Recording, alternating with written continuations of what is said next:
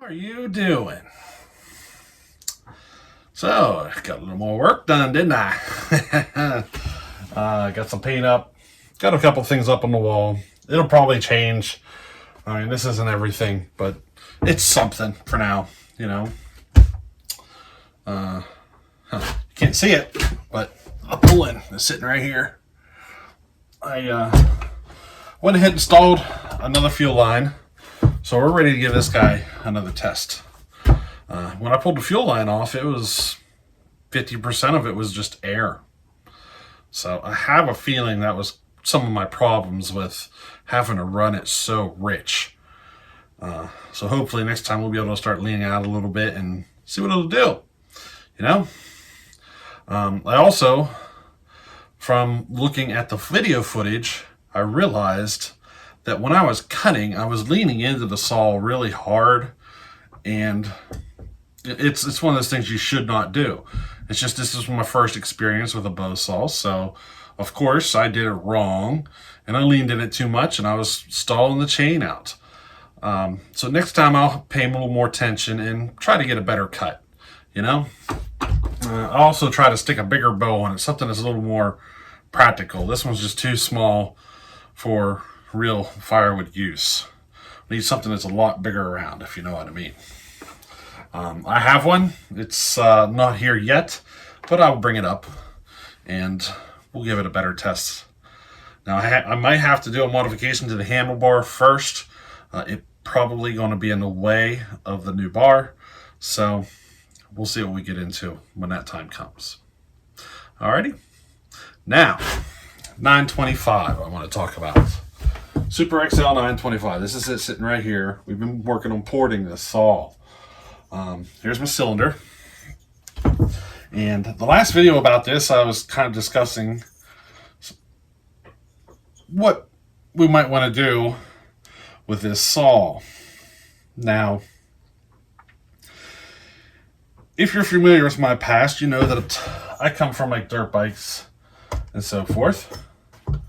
And I got a feeling that this saw has a tremendous amount of untapped power. Part of that is because of the way I'm looking at this. I believe that there is a design flaw that if we take care of the design flaw, we're going to open up a whole new world of power.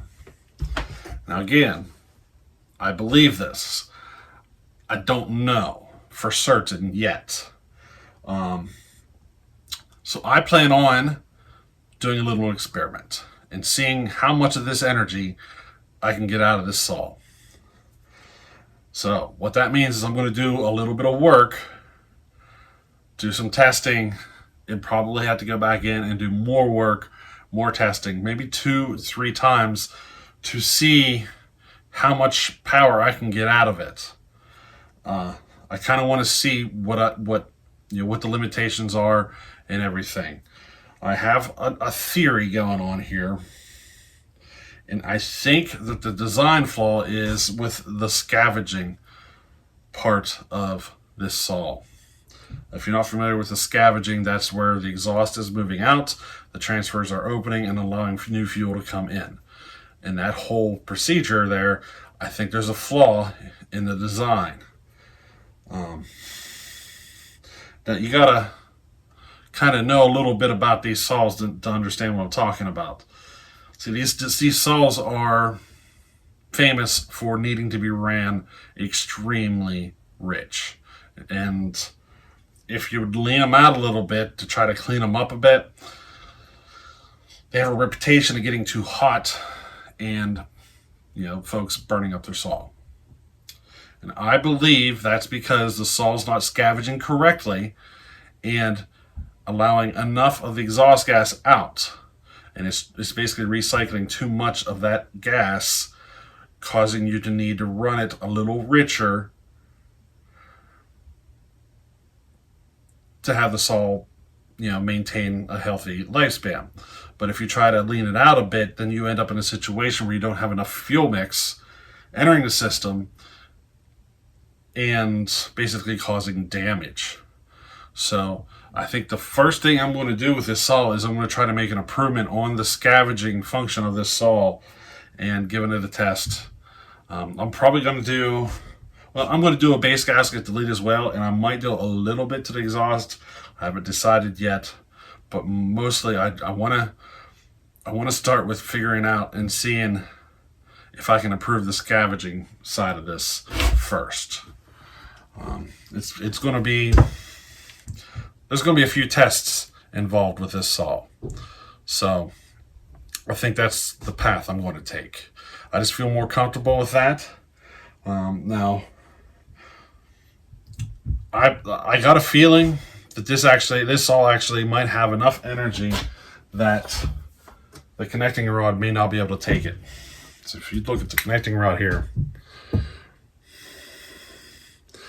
I got a feeling it's not going to be able to take all the energy that this saw is capable of producing. So we might find ourselves in a point where we're basically blowing it up.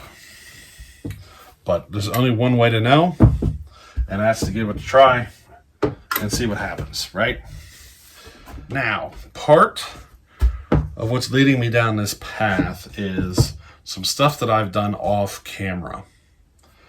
On that Super XL-130, see, I started down a path with that build. I'm talking about the saw that Tasman now has. I think it's on its second or third cylinder right now, the way he has it. That's because I was doing some experimenting and I needed to back it up a little bit. But during that path, I started playing with the scavenging. And I started to find power that I did not realize that saw was capable of. The problem is it started consuming a tremendous amount of fuel. I think it might have been doing that because I took it too far. So I'm going to do another experiment as well. So back here, this is the Super XL Auto I've been using on the Chainsaw Porting Class series. Now we're most of the way through that series. I got to do a little bit of, I think, one more video discussing some things, maybe show the install the crank seals and so forth, just a little stuff. But I'm going to kind of veer off, do some work, and then during the assembly I'll show that stuff to finish this series.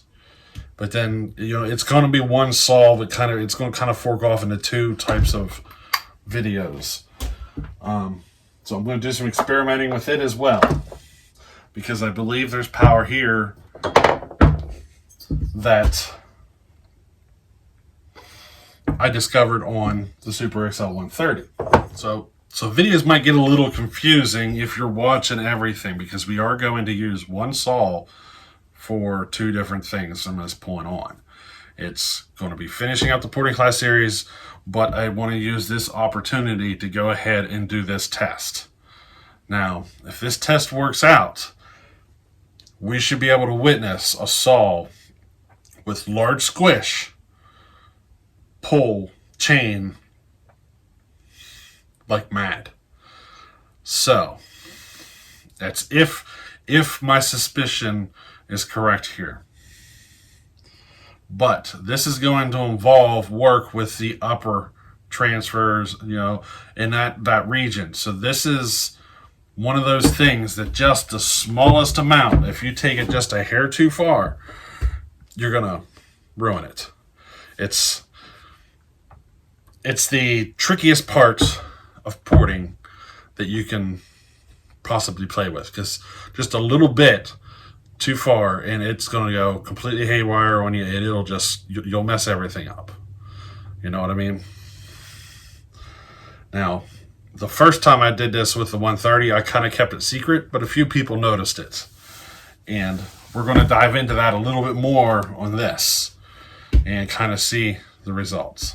It's just going to be to affect the scavenging is all it's going to be for. If you go too far, you end up losing pressure in your crankcase and not moving enough of a charge up. So the saw ends up falling flat on his face. I kind of got an idea of where it needs to be. So we're going to play with it and see if I can get this to work. Again, this is just going to be one big massive experiment here on these two saws that we're about to watch. It could work, it could fail, you know. Now, if I do manage to get this energy that I think I'm going to get, we might just be blowing up saws. We might. It's always a possibility, you know. Now I'm going with fresh bearings on the 925, so at least we'll have fresh bearings on it. The Super XL Auto is going to have fresh bearings, so we're going to have fresh bearings on it. So hopefully we don't get a bearing failure, but we'll see. I have a feeling it's going to be a connecting rod that fails on us. You know? If it does, we'll see if we can step it back a notch, you know? But we'll see. We'll see what happens. Now, what I'm about to do is going to increase torque through the roof. That 130, whenever I tested it the first time, the torque was so tremendous, it would have outpulled any 925 I've ever ran. Just to give you an idea. So I had 58 cc's pulling with as much torque, or more torque, than my 80 cc saws. Like, night and day difference. So I'm kind of curious to see what happens with the 925. If this does turn out to be a success, we're going to still try to keep the RPMs within a manageable range. But what I'm going to do is I'm going to change the gearing on it. So we'll go to like 404 chain, 9-pin sprocket is kind of where my goal is on this build. You know?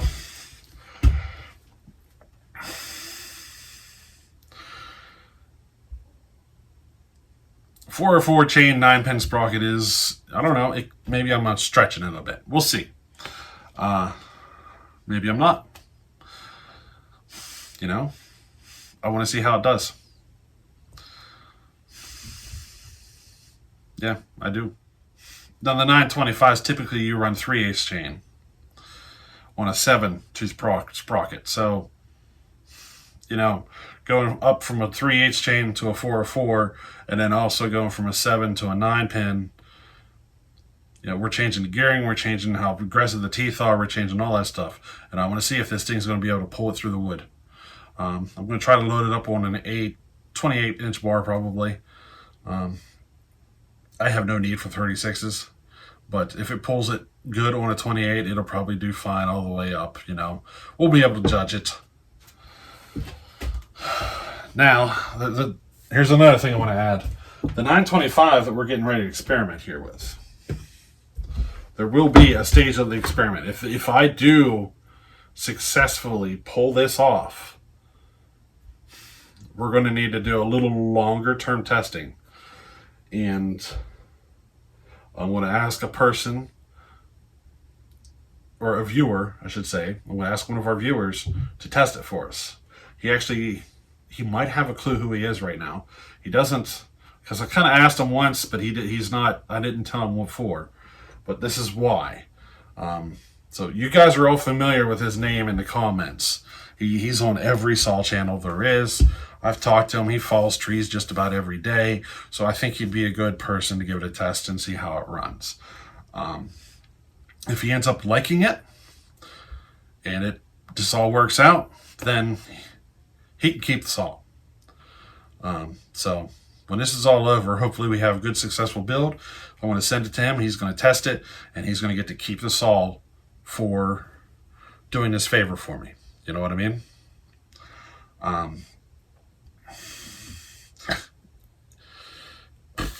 might as well tell you who he is now. His name is Justin Weaver. You've all seen him in the comments. He's on every channel. Now, I'll try to talk him into giving me some video to kind of feed to you and show you it, you know, in action. He doesn't really do video and YouTube and stuff, but I'll see if I can get him to give us some feedback on the saw, how it goes down the road. But he's going to end up with a free 925 that's ported with a big experimental build, I should add. Now, again, it might take us 6 months of building this saw, blowing it up. You know, I got a whole bunch of them. This is kind of the reason I've been gathering up all these old 80cc saws, is to get through this experiment. So hopefully by the time I get through some of my stash here, we'll have a successful build. Maybe I'll be able to get a couple donated parts if we blow it up and keep it going.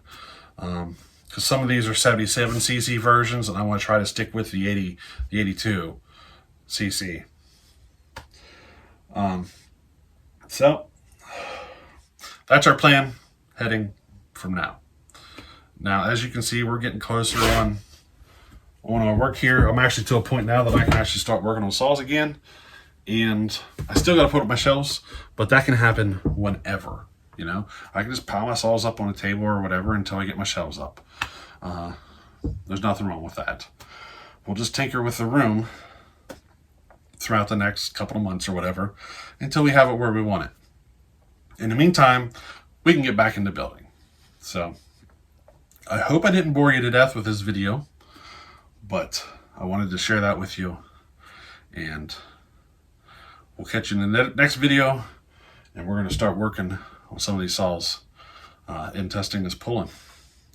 Alrighty. Hey, catch you in the next one. Later.